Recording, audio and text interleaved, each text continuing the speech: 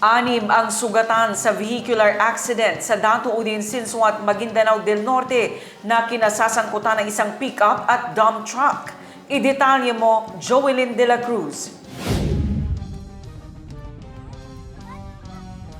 Ito ang kuhang video ni Azaryok Pai sa vehicular accident alas 10:30 kaninang umaga sa National Highway, partikular sa Barangay Bito, Dato Udin Sinsuat, Maguindanao del Norte.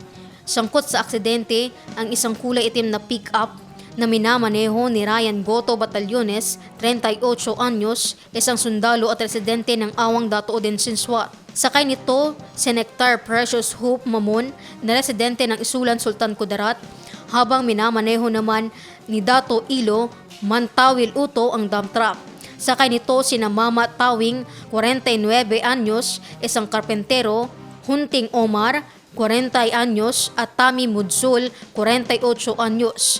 Ayon sa Dato Udin Sinsuat PNP, galing ng Cotabato City ang sinasakyan ni Batallones at Mamon. Mula naman sa Dato Udin Sinsuat patungong Cotabato City ang dump truck. Parehong na-damage ang dalawang sasakyan, agad dinala sa Cotabato Regional and Medical Center ang mga pasahero ng dalawang sasakyan na parehong nagtamo ng physical injury. Nagpapatuloy pa ang investigasyon ng otoridad sa insidente.